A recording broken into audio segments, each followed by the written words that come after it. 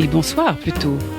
Nous sommes entre chien et loup, une heure où commence à s'assombrir doucement le ciel, où les petites lumières commencent à pétiller, si on peut dire, au sol, et même les étoiles commencent.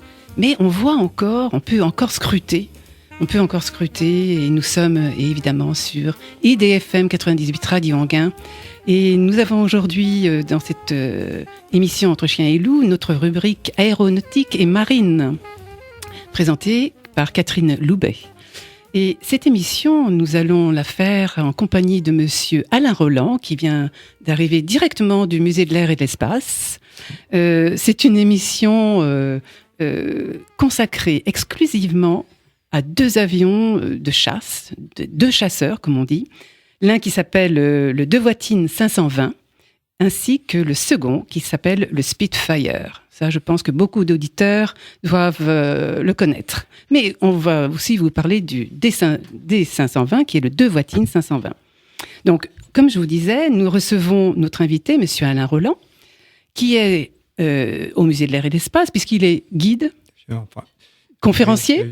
On va appeler ça un volontaire, oui, pour accompagner les visiteurs. Très volontaires, oui, très volontaires. Ils sont tous très volontaires au Musée de l'air. Hein. Oui. Et il faut être passionné aussi. Oui, on est tous de grands fanats d'aviation. Merci en tout cas. Pour toute cette équipe de guides, oui. Enfin, merci en tout cas d'être venu déjà. D'être volontaire aussi, bien sûr. Alors vous êtes guide, mais vous êtes volontaire, bien sûr, et vous êtes aussi pilote. Oui. Oui, ça fait un petit moment que je pratique l'aviation. J'ai commencé en 67 sur planeur, et puis après j'ai eu la chance de pouvoir faire une carrière professionnelle dans le civil, donc en fait sur avion de ligne. Vous avez fait un service militaire aussi quand même dans l'armée de l'air. Un peu avant, oui, c'est ça, oui. Je suis déjà, vous étiez déjà, oui. Voilà, absolument. Oui, à Avord. J'ai fait mon service militaire sur la base d'Avord, oui, effectivement, où j'étais mécanicien pistard. C'était une spécialité intéressante pour moi qui était déjà gravement contaminé comme fanat de l'aviation.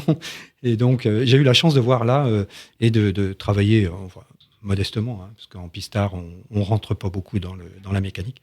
Mais donc, sur un très grand nombre de types d'avions, français et étrangers d'ailleurs, en plus. Donc, c'était très intéressant. Pour un service militaire, souvent les appelés se plaignaient en ce temps-là que le service militaire n'était pas spécialement intéressant. En ce qui me concerne. Et le vôtre a été très intéressant. Formidable. Et alors, après, donc en 78, vous étiez mécanicien navigant à La Postale, sur un Fokker F-27. Fokker 27, oui. Avec des hélices. Absolument, c'est bien ça turboprop, oui. Et puis ensuite, une qualification sur le C-160, qui est le Transal. Le Transal, oui. J'étais venu ici, d'ailleurs, pour en parler du Transal avec un collègue militaire. Oui. Vous êtes fidèle. Ah, oui. Oui, donc le Transal, il faut le dire encore à nos auditeurs, ceux qui ne connaissent pas, c'est un avion de transport. Transport militaire, voilà, qui un gros existe avion. encore quelques unités dans l'armée de l'air, qui est progressivement remplacé par la 400M. Voilà, un avion gris, ils sont tout gris. Gros avion tout gris maintenant, 50 tonnes environ. Carrément. Alors après, en 82, carrément une qualification de Boeing 727. Pilote de ligne, pour faire pilote de ligne. Oui, après. Voilà. En 727, j'étais mécanicien navigant encore, et après j'ai fait la conversion, comme on disait à l'époque. Donc, je suis devenu copilote, puis un peu plus tard après, commandant de bord. 87, oui, lâché pilote de ligne à La Postale, formidable. Ensuite, on saute les années. En 96, formation commandant de bord 737, 300, 500. 2002. Cette fois, qualification commandant de bord sur le 747, le classique. Le classique, oui. Pour ceux qui connaissent. Comme celui du musée. Comme celui du musée de l'air, si vous venez, vous pouvez le visiter même.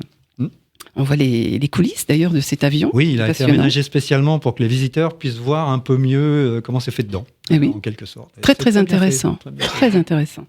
Donc 2004 à 2007, vous êtes pilote, officier, sécurité des vols sur Boeing 747. Et en 2008, vous êtes commandant de bord sur A330, A340. Les deux, oui. Donc, mesdames et messieurs, vous avez eu comme commandant de bord monsieur Alain Roland. Peut-être.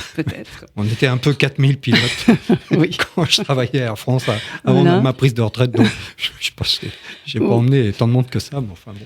Et en 2010, vous prenez une retraite, enfin votre retraite, mais enfin elle n'est pas terminée, il n'est pas terminé votre travail. Donc vous avez quitté en fait les commandes des avions de ligne, les grandes ailes, mais de toute façon vous continuez de piloter. Oui, sur avion léger, oui. Un jour on vous a même vu arriver à bord d'un petit émeraude. Oui, tout à fait. Au Bourget, magnifique. Absolument, oui, c'était une grande chance qui m'a été offerte par le musée de l'Air que de venir 2 années de suite avec cet émeraude. Donc pour la manifestation Carrefour de l'Air qui a lieu au printemps chaque année.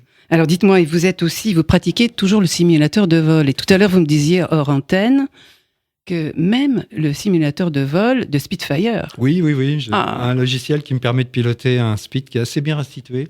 Alors c'est le seul Spit que je puisse piloter parce que le vrai, c'est plusieurs milliers d'euros à l'heure de vol.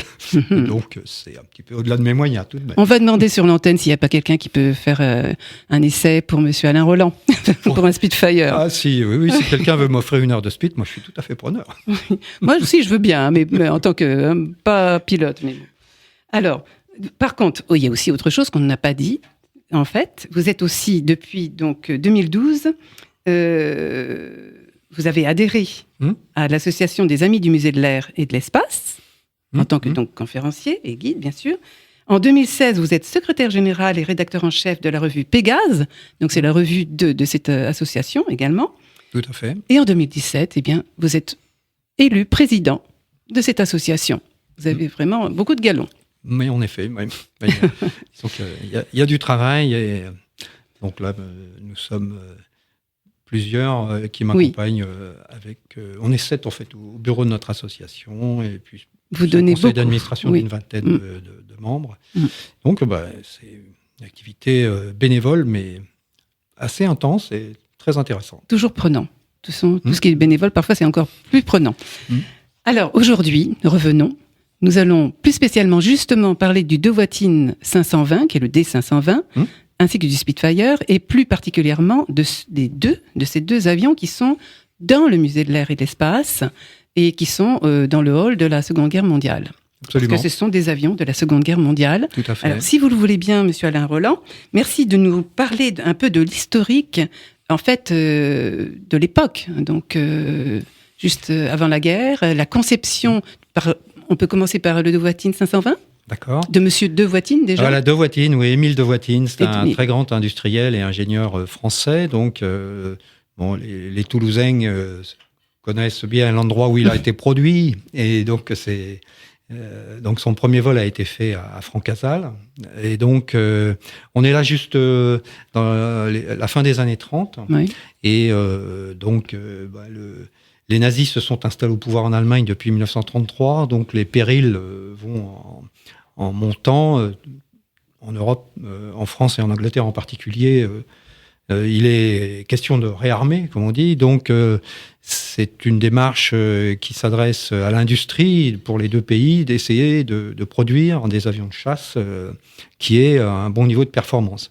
D'autant plus que les Allemands, à l'époque, ils ont démarré à nouveau leur armée de l'air, la Luftwaffe, en 1935, et ils progressent à une vitesse très très importante, et donc les pays voisins s'en inquiètent énormément. Et donc, de part et d'autre de la Manche, on essaie de s'équiper en matériel qui soit à la hauteur. Et donc, le Dewoitine 520 est d'abord un projet qui est proposé par Dewoitine. Il est d'abord refusé, et puis ensuite, il pousse un peu la porte. Alors, il met le pied dans la porte, si je puis dire, et il repropose une autre version de son projet, et ça finit par être adopté. Et donc, tout ça prend beaucoup de temps. Et donc, le premier vol est bien tardif. Et puis, la mise en service ne sera en fait possible que juste dans la semaine qui précède le début des opérations. Le 10 mai 1940. Oui, c'est pour ça qu'il première escadrille est dotée une semaine avant.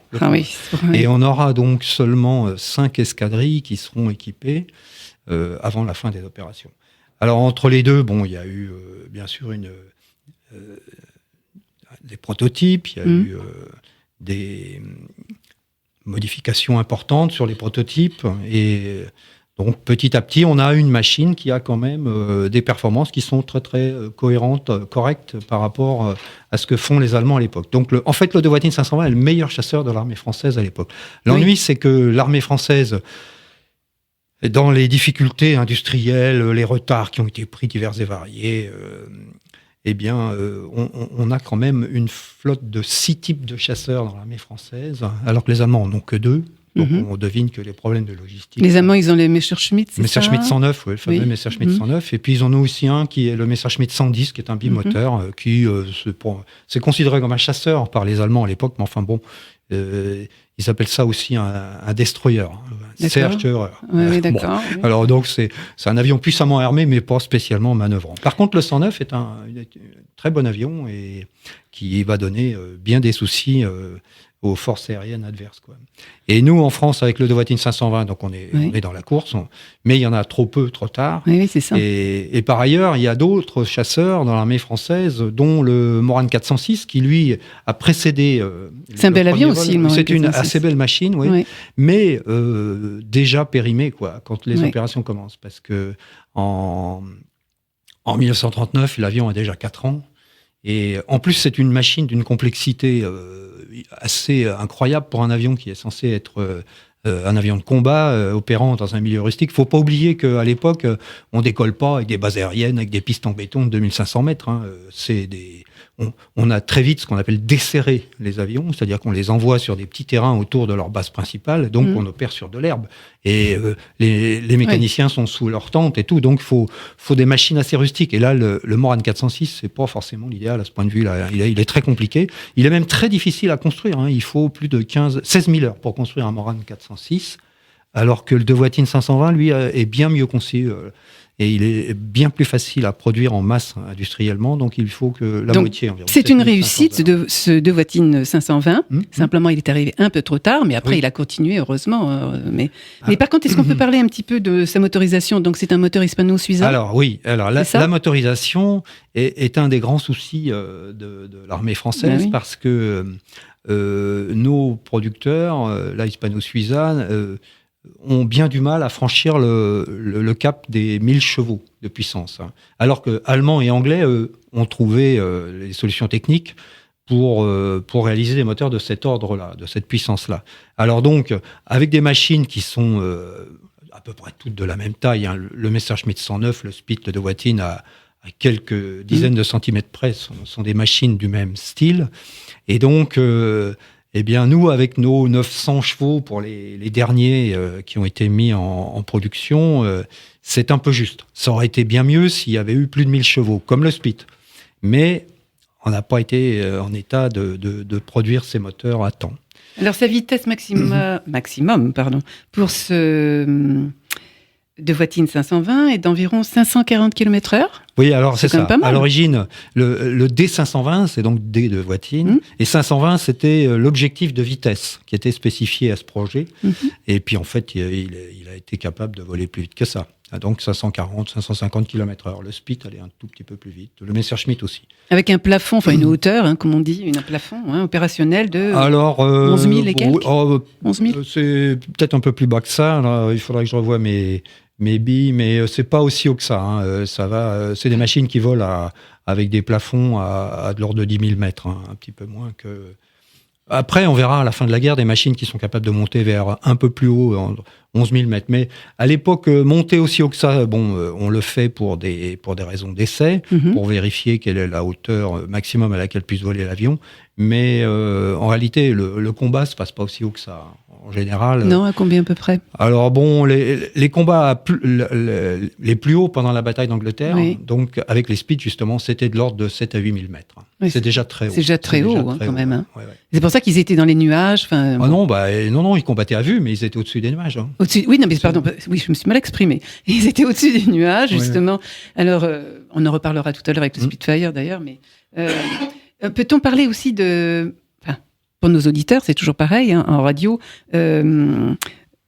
de sa forme, cet avion. Donc, il est conception entièrement métallique, ce qu'on disait tout à l'heure. Oui, ça a été un pas difficile à franchir pour l'industrie française, qui est restée longtemps cramponnée aux vieilles techniques qui avaient été celles de la Première Guerre mondiale, c'est-à-dire le bois et la toile. Qui étaient comme de beaux avions, très bien. Très belles. On peut faire de très beaux avions. D'ailleurs, les Anglais ont fait, même pendant la Seconde Guerre mondiale, un avion extraordinaire qui est en bois. C'est le Mosquito. C'est un bombardier, chasseur, donc qui est bimoteur. Qui avait il est en bois, le Mosquito. Oui, ça s'appelait la merveille en bois. Donc c'est un engin extraordinaire, avec des performances magnifiques. Le Mosquito avait des performances. Il y a très peu de chasseurs qui réussissaient. Il y en a un Mosquito au musée de l'air? Non, hélas, non.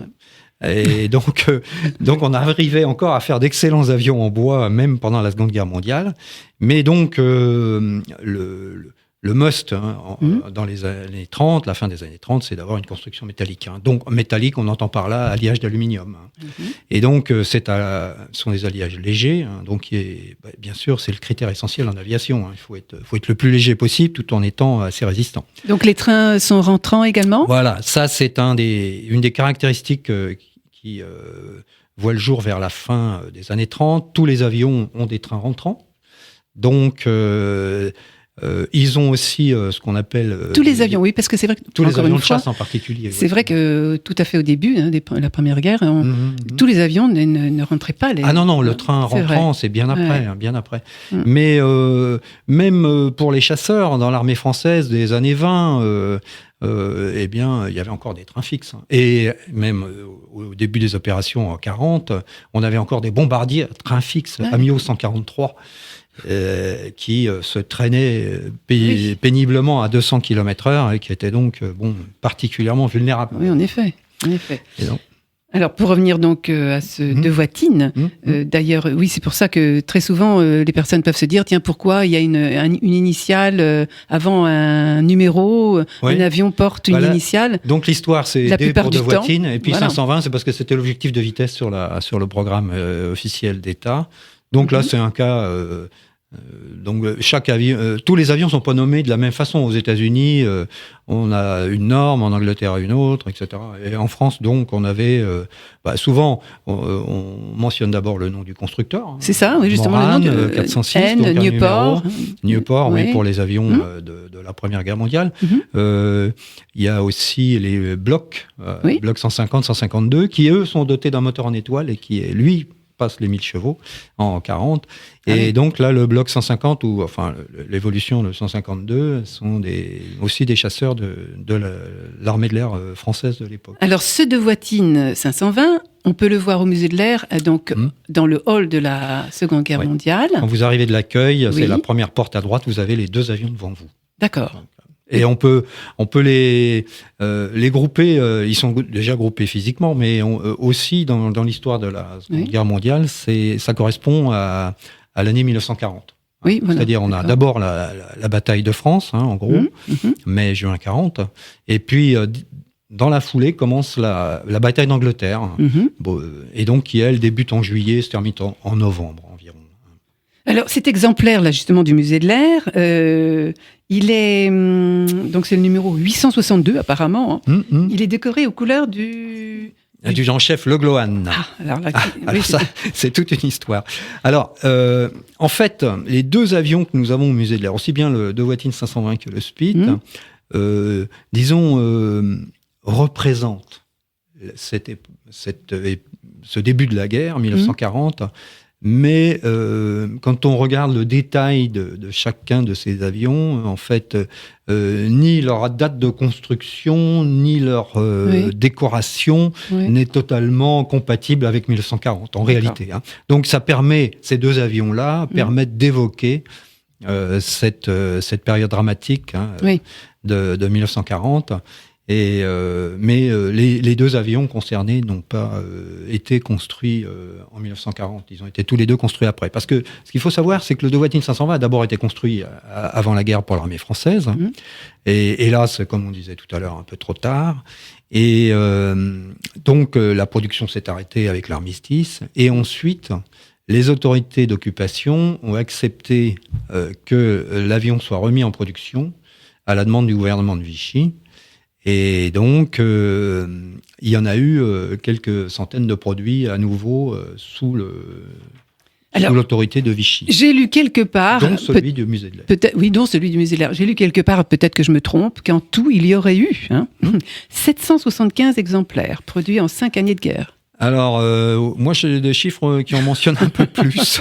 Bon, tant mieux. Non, mais tant mieux. Au total, moi, j'ai 905 unités. Ah, bravo. Bravo. Il y en a eu combien de... 349 ont été produits jusqu'à l'arrêt. Donc, ça, c'est la deuxième production, sous Vichy.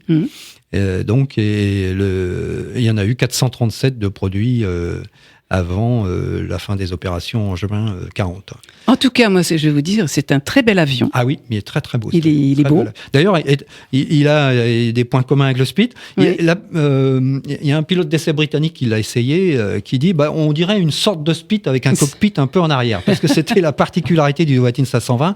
Le cockpit était installé très en arrière dans le fuselage, et il était en arrière de l'aile. Alors certains auteurs mentionnent que ça aurait été une exigence de l'armée de terre qui permettrait aux pilotes de regarder vers le sol. Parce que l'armée de terre exigeait qu'on puisse observer en toutes circonstances les évolutions potentielles des forces adverses au sol. D'accord. Mais écoutez, pour les auditeurs, si vous voulez voir donc ce Dewoitine 520, allez au musée de l'air et de l'espace.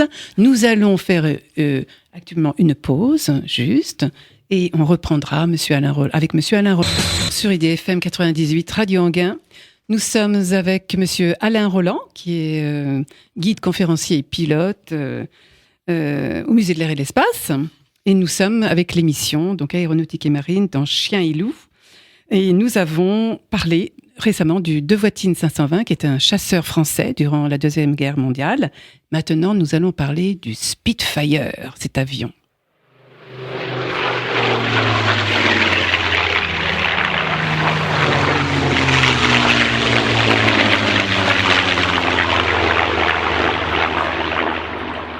Quel avion merveilleux, quel son merveilleux.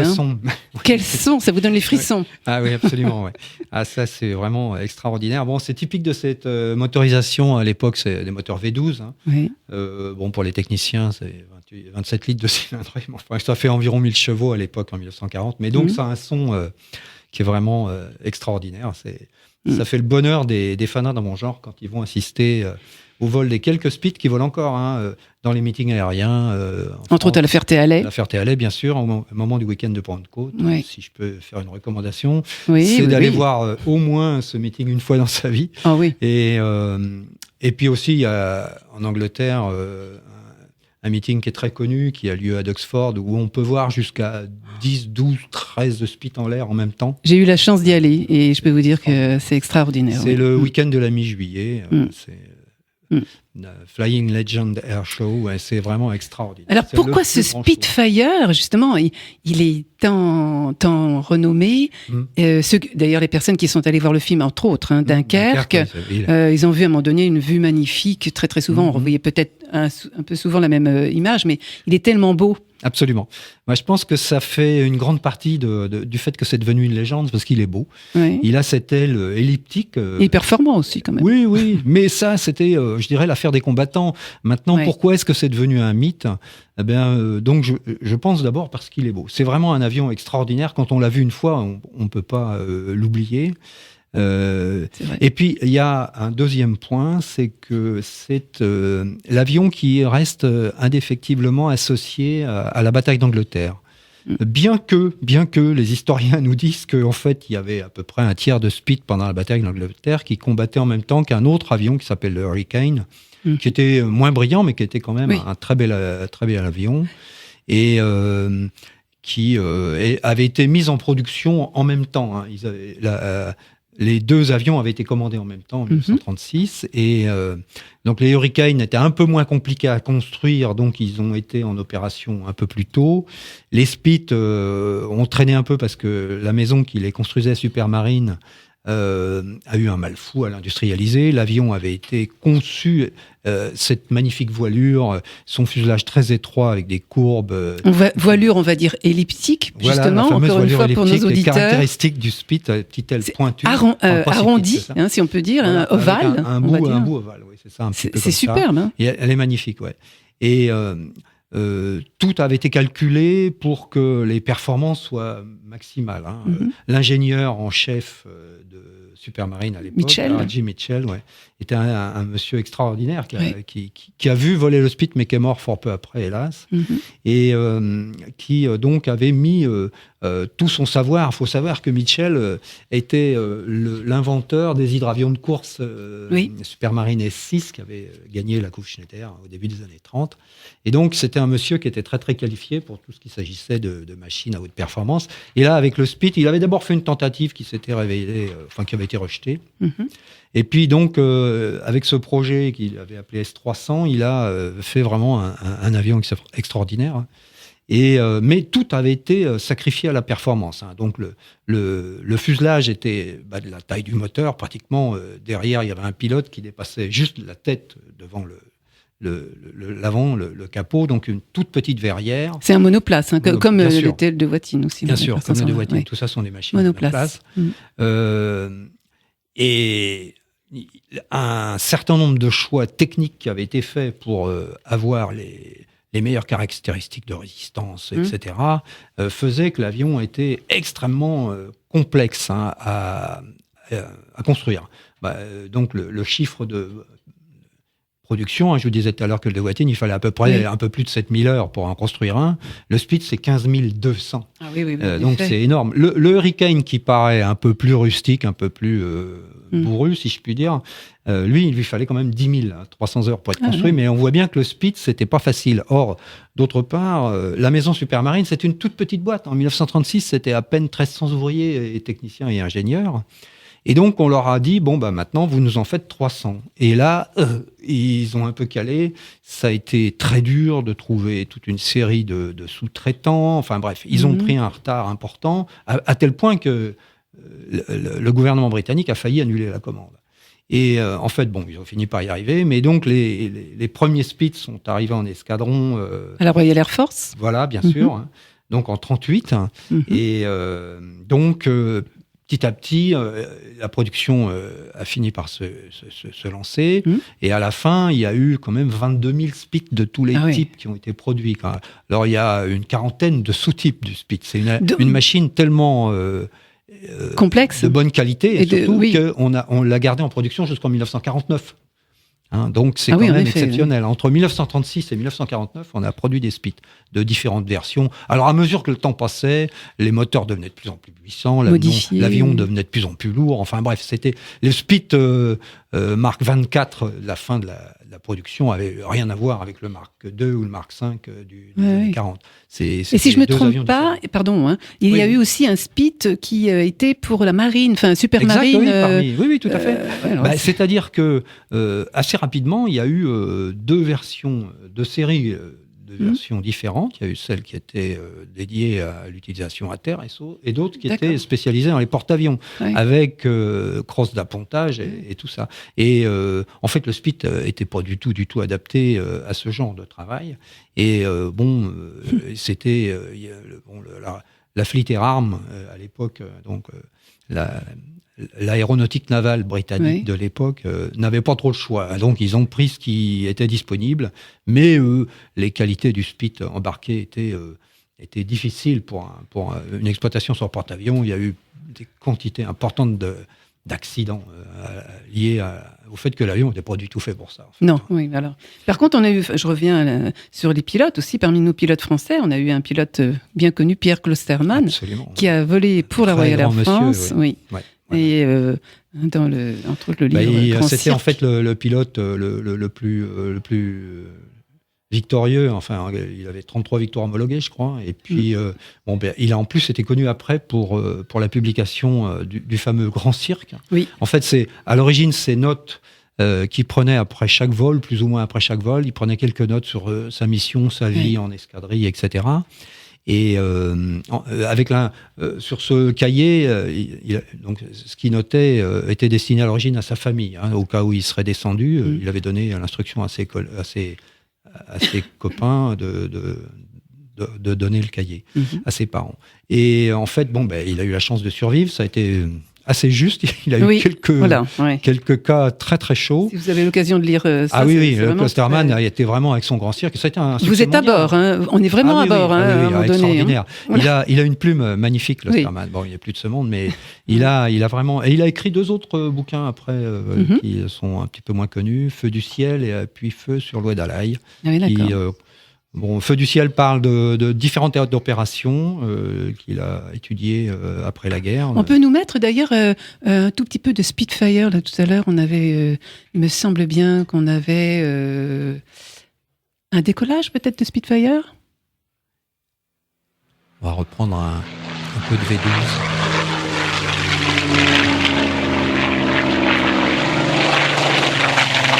Il n'y en a pas qu'un seul. Il y a 2 moteurs. Il y a un Merlin et un Griffon. Le deuxième, c'est un Griffon. Ah, voilà le connaisseur. Oui, la première série était avec un Rolls Merlin et après Rolls-Royce a fait une version un petit peu plus étoffée du même moteur qui est devenu le Rolls-Royce Griffon. Et il n'a pas du tout le même bruit, c'est pour ça que je le mentionne sur la bande son. Là. Enfin donc c'est une machine absolument mythique hein, qui est... qui n'était pas sans défaut, comme le De Voitine 520. Hein. Les pilotes devaient faire avec. Hein. Son armement est dans les ailes. Alors, le De Voitine, lui, avait un canon dans l'hélice, qui était accroché au moteur, en quelque sorte, on va faire simple. Hein. Donc, c'est un canon de 20 mm, et il avait 4 mitrailleuses de 7.7 dans les ailes. Et alors que le Spit, lui, tout était dans la voilure. Alors, au début, l'armement du Spit était de 8 mitrailleuses de 7.7, c'est des petites mitrailleuses, mais il y avait eu de savants calculs de fait à l'Air Ministry britannique, pensant que c'était la meilleure formule pour abattre les bombardiers allemands. Et on s'est vite aperçu que c'était pas vraiment adapté, c'était des munitions qui manquaient de puissance. Et donc, on a très vite pensé à monter sur l'aile du Spit un canon de 20 mm, donc 2 de chaque côté. Et donc, beaucoup de photos du Spit sont caractéristiques avec ce grand tube qui est à peu près au premier tiers de l'envergure de chaque côté. Et puis, c'est, comment on appelle ça, là, tous les sorties de gaz, là, l'échappement, là. Alors, l'échappement, là, au niveau du moteur, oui, bien sûr. Mais en fait, sous chaque c'est caractéristique, c'est ça que je veux dire. Oui, qui était. C'est ce moteur en V avec 6 pipes de chaque côté. Et il y a aussi, pardonnez-moi, j'y pense tout de suite parce que je l'imagine. Il y a aussi à un moment donné l'hélice contrarotative. Non, constant speed. Oui, alors ça... Deux hélices. Il y a eu 2 hélices contrarotatives aussi, oui, pour certains modèles qui ont été... Mais c'est vraiment tout à fait à la fin de la guerre. Oui, parce que le problème du pilotage d'un engin comme ça, avec 1000 chevaux, puis 1500 et ainsi de suite, c'est que il est très difficile de contrôler le décollage sans quitter la piste, en fait. Hein. Donc le pilote doit mettre la puissance... très très progressivement, sinon l'avion embarque. Hein. Il part carrément. Donc là, ça se termine mal. Oui. Et donc tout l'art du pilote consiste à mettre de la puissance parce qu'on veut quand même décoller, il faut quand même accélérer, tout en dosant au pied. Alors c'est en dosant, c'est très très braquage important de palonnier pour contrer le couple donc qui fait partir l'avion. Et on sent beaucoup le palonnier, on sent sur le vrai, ça m'est difficile de le dire parce que au simu mais sur le vrai c'est encore pire. Non, vraiment c'est des machines qui décollent avec le palonnier à fond d'un côté au départ et puis petit à petit à mesure que la vitesse augmente, le palonnier devient de plus en plus efficace donc on diminue le braquage donc le palonnier revient progressivement proche du neutre. Pendant ce temps-là, le pilote peut continuer à donner de plus en plus de gaz, mais on décolle en fait, surtout sur les machines contemporaines qui sont très légères, hein, les machines de meeting actuelles, très légères par rapport à ce que c'était pendant la guerre. Oui, certainement. Donc, le pilote n'a pas toute la puissance au moment du décollage. Il termine la mise en puissance complète après le décollage. Ah, d'accord, oui. Oui, parce que sinon, c'est incontrôlable. Hein. Donc, il y a toute une science du pilotage sur ces machines qui est caractéristique de l'époque. Hein. On va mettre juste quelques instants d'Angleterre, de Britain. 18, nous sommes avec le Spitfire et Alain Roland qui nous parle du Spitfire et plus spécialement de celui du Musée de l'Air et de l'Espace. Oui.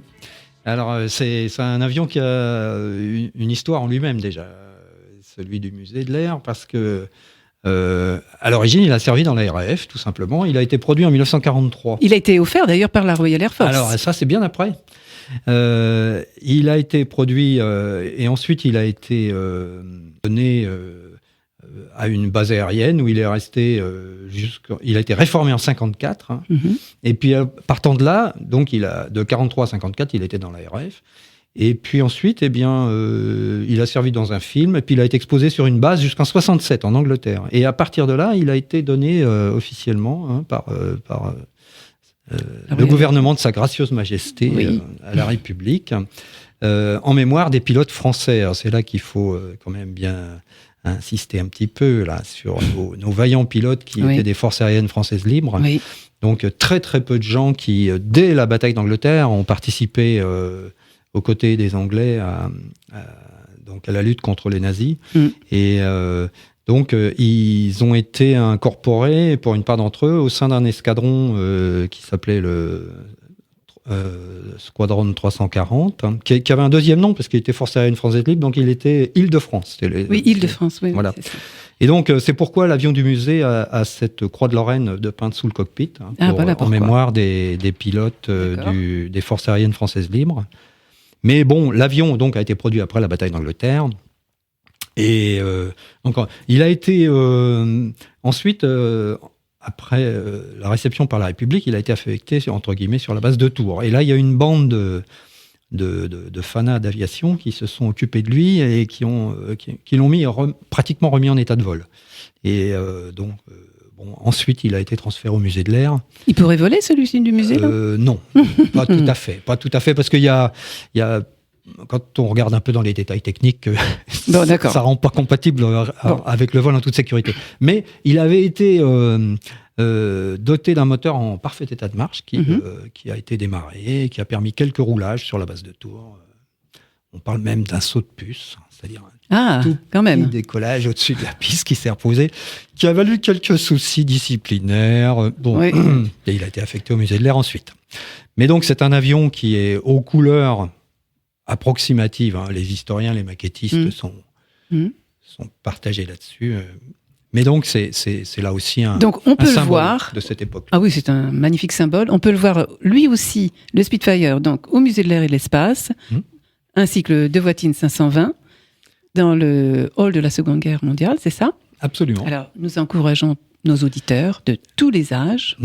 Voilà. Parce que c'est magnifique. N'hésitez pas, le musée de l'Air est ouvert tous les jours, sauf le lundi, et le 1er janvier et le 25 décembre. Voilà, et si vous avez la chance d'avoir comme guide monsieur Alain Roland, écoutez, c'est une double chance, on va dire. Merci en tout cas beaucoup à vous-même d'être venu et de nous avoir parlé si passionnément de ces avions. Nous vous disons à très bientôt. Merci à Francky Vrécor pour la technique. Et moi-même, je vous dis à bientôt dans un mois. Dans Chien et Loup, rubrique aéronautique et marine. Restez sur IDFM 98 Radio Anguin.